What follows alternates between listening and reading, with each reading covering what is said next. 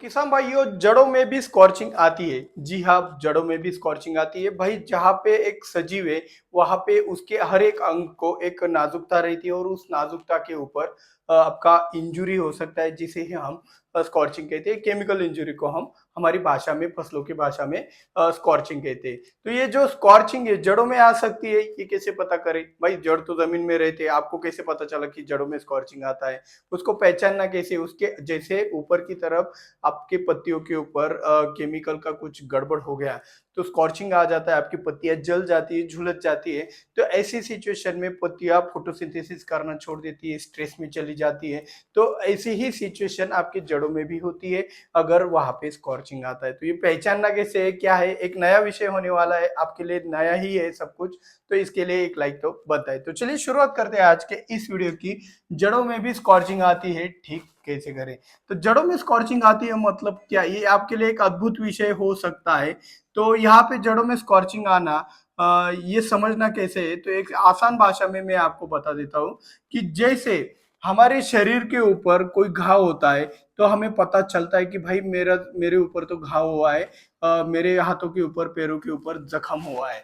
लेकिन क्या होता है कि जब आपको अंदर की बाजू में कोई घाव होता है तो वो जो सामने वाला आदमी, दूसरे लोग उसका अंदाजा नहीं लगा सकते हैं, लेकिन अपने आप को ही पता है कि भाई मेरा तो पेट के अंदर दुख रहा है, अंदर की तरफ दुखता है। तो वैसा ही चीज आपके फसल के अंदर भी होता है। पत्तियों के ऊपर स्कॉर्चिंग आती है तो सबको दिख जाता है, लेकिन अंदर की तरफ स्कॉर्चिंग आता है तो किसी को नहीं दिखता।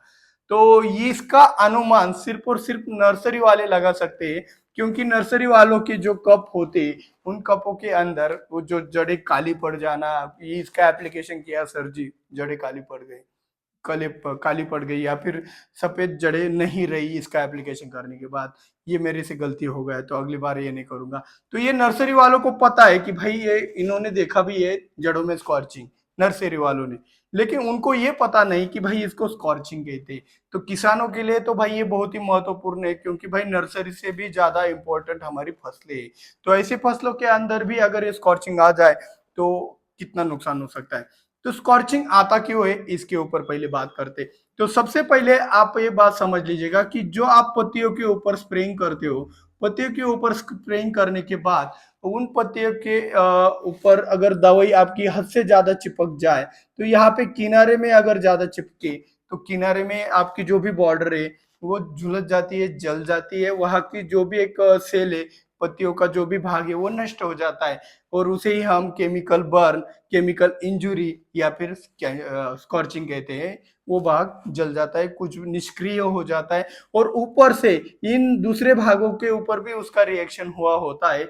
लेकिन तुलना में इन कड़ा किनारों की तुलना में अंदर की तरफ कम दवाई बैठने के कारण यहाँ पे उसका सिर्फ स्ट्रेस आया हुआ होता है और बाहर की तरफ जला हुआ होता है।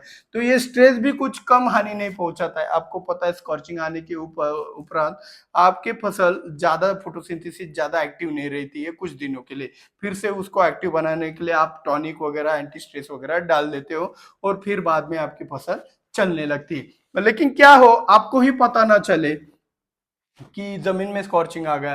तो जैसे ऊपर की तरफ स्कॉर्चिंग क्यों आती है?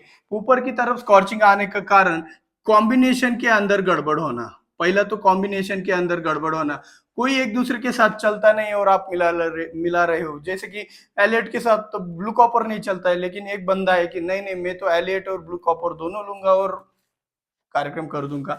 एलियट ब्लू कॉपर दोनों एक साथ चलते नहीं है, तो उसका स्प्रेइंग कर दिया, भाई स्कॉर्चिंग आ गया। तो गलत कॉम्बिनेशन के कारण आपके फसल के अंदर स्कॉर्चिंग आ सकता है। और दूसरी कंडीशन क्या है, आपका कॉम्बिनेशन सही है लेकिन जो टाइमिंग है, स्प्रेइंग टाइम, वो आपका गलत हो गया।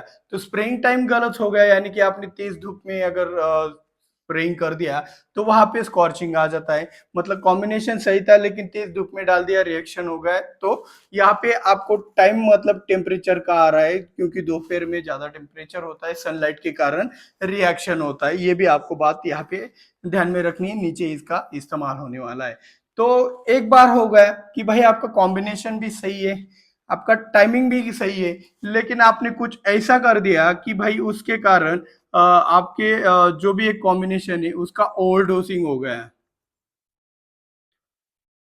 तो इस ओवरडोसिंग के कारण भी स्कॉर्चिंग आता है। क्या जमीन में भी यही कारण लागू होते हैं क्या? तो पहला कारण जो है कॉम्बिनेशन वाला, वो जमीन में भी लागू होता है। कैसे? तो समझ लो। तो जमीन में ये जो कॉम्बिनेशन वाला लागू कैसे होता है, जैसे कि आपने अभी देखो जमीन के अंदर तो हम क्या हर रोज 2-5 दिन में तो केमिकल का ड्रेंचिंग ही करते नहीं है, क्योंकि हमारा जो ड्रेंचिंग रहता है केमिकल का महीने में एक बार रहता है। तो यहाँ पे केमिकल रिएक्शन, केमिकल कॉम्बिनेशन का कोई टेंशन ही नहीं है मेरे हिसाब से। यहाँ पे है फर्टिलाइजर कॉम्बिनेशन का टेंशन। तो जैसे केमिकल रिएक्शन होने से केमिकल बर्न होता है, वैसे फर्टिलाइजर का रिएक्शन होके भी, फर्टिलाइजर भी एक प्रकार के केमिकल है, उससे भी केमिकल बर्न आपकी जड़ों में होता है। तो जो हम करते हैं ना कि भाई कैल्शियम नाइट्रेट के साथ मैंने सल्फेट मिला लिया, कुछ नहीं होता, ये सर जी वगैरह कुछ बातें करते रहते हैं, मैं जुगाड़ लगाऊंगा। वो कुछ किसान जुगाड़ ऐसे लगा देते हैं कि वो कैल्शियम नाइट्रेट पहले देते, कैल्शियम नाइट्रेट पहले दे देते और बाद में आपका फॉस्फेट वगैरह कुछ ना कुछ छोड़ देते, जैसे कि 1261 वगैरह मैंने बाद में दे दिया 5-10 मिनट। मतलब क्या किया, पहले ड्रिप से कैल्शियम नाइट्रेट छोड़ दिया और फिर बाद में 1261 छोड़ दिया 10-15 मिनट बाद। तो वहां पे क्या हो जाता है, आपके जमीन के अंदर वो पत्थर हो जाता है, केमिकल रिएक्शन हो जाता है, केमिकल बर्न होता है और आपकी जड़ें वहां पे झुलस जाती है और जड़ों की संख्या खत्म हो जाती है। तो आपके फर्टिगेशन के अंदर भी आपको नॉलेज होना बहुत जरूरी है कि भाई जैसे आप कॉम्बिनेशन में डर डर के इस्तेमाल करते हो ना कि नहीं भाई ये फट जाएगा, ये केमिकल रिएक्शन हो जाएगा, स्कॉर्चिंग हो जाएगा, तो स्कॉर्चिंग के डर से आप सही कॉम्बिनेशन की तरफ भागते हो। तो भाई ये डर क्यों नहीं रखते हो कि भाई मेरी जड़ों में भी स्कॉर्चिंग आ सकता है, तो मुझे फर्टिलाइजर कॉम्बिनेशन भी मेरे को सही बनाना है, अगर गलत हो गए तो मेरी जड़ों का विनाश हो जाएगा, आपके इसी पत्तियों की तरह झुलस जाएगा। तो भाई अगर जड़ों का विकास नहीं हुआ तो ऊपर क्या करेंगे, अगर सप्लाई ही नहीं है तो ऊपर पत्तियां क्या करेंगे? ये बहुत ही सीरियस मैटर है, लेकिन इसको कोई समझता नहीं है क्योंकि ये दिखता नहीं है। अंदर की चोट सिर्फ उस पौधे को पता है, हम देखने वालों को नहीं पता। हमें सिर्फ ऊपर की तरफ, बाहर की तरफ उसकी चोट लगी तो पता चलता है अरे हाँ इसका तो गड़बड़ कर दिया हमने। लेकिन अंदर की तरफ अगर सर्जरी करनी है, आपको अच्छे से एकदम डेप्थ में गोता लगा लगा कर सीखना है फसल को, और फसल को समझना है, वो भी एक सजीव है, उसके ऊपर अत्याचार ही हो रहा है अगर केमिकल बर्न कर रहे हो ऊपर की तरफ और नीचे की तरफ। तो ये बात अच्छे से समझ जाओ। कुछ भी गलत सलत, नाइट्रेट के साथ सल्फेट मिला दिया, फॉस्फेट मिला दिया, आगे पीछे दे दिया। कई बार तो मैंने देखा है भाई कैल्शियम नाइट्रेट अगले दिन दिया, दूसरे दिन 1261 दिया, सर जी इसमें क्या रिएक्शन होगा? अरे भाई कैल्शियम नाइट्रेट का कुछ अंश अभी 100% दिया तो 80% तक वो समाप्त हो गया होगा, ऐसे भी मान लेते। 20% तो बचेगा कि नहीं दूसरे दिन के लिए, तो वो 20% आपके 1261 के साथ रिएक्शन कर लेगा। कैसे बात कर रहे हो? तो ये फर्टिलाइजर का गैप कितना रखना चाहिए, कैसे रखना चाहिए, उसका मैनेजमेंट कैसे करना चाहिए, इसके ऊपर भी मैं आपको वीडियो बना दूंगा। लेकिन 2000 लाइक का टारगेट है, आप एक दिन के अंदर 2000 लाइक शेयर कर करके कंप्लीट करा दीजिएगा। मैं आपको कल ही वो वाला वीडियो बना के दूंगा, अगर ये आज रात के 12 बजे तक होता है तो।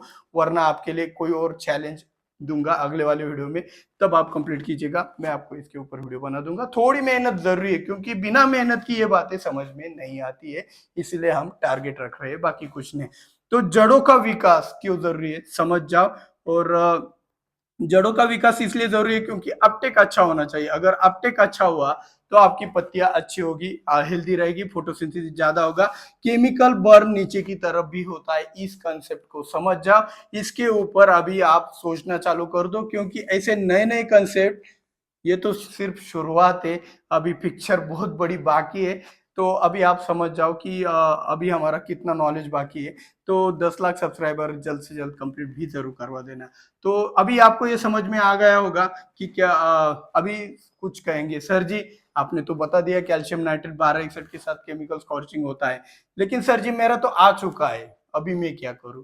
तो इसको रोकने के लिए यहाँ पे इस फर्टिलाइजर के रिएक्शन को रोकने के लिए आप एसिड ट्रीटमेंट कर सकते हैं। पहला केमिकल वाला चीज हो गया, ये तो एसिड ट्रीटमेंट हो गया। तो अगर आप एसिड ट्रीटमेंट मतलब केमिकल में ज्यादा नुकसान नहीं करवाना चाहते जमीन का, तो आप सिलिकॉन का भी इस्तेमाल कर सकते हो। सिलिकॉन का इस्तेमाल कीजिए, आपका जड़ों में एक स्ट्रांगनेस आ जाएगा और जो रिएक्शन हो रहा है वो रुक जाएगा। आपके हर फर्टिलाइजर के अंदर सिलिकॉन का इस्तेमाल होता है, तो अच्छी चीज है, कुछ कंपनियां, अलग अलग कंपनियां सिलिकॉन की आती है, उसमें से अच्छी कंपनियां आप चुन सकते हो। तो आपको जो चाहे, जो सस्ते में बढ़िया मिले वही वाली कंपनी चुनना है, लेकिन रिजल्ट भी होना चाहिए, ये भी बात यहाँ पे जरूरी हो जाती। तो वीडियो अच्छा लगा हो तो वीडियो को लाइक, चैनल को सब्सक्राइब करके बेल आइकन जरूर दबाना, और हाँ, ज्यादा से ज्यादा वीडियो शेयर जरूर करना। मिलते हैं अगली वीडियो में। जय जवान जय किसान।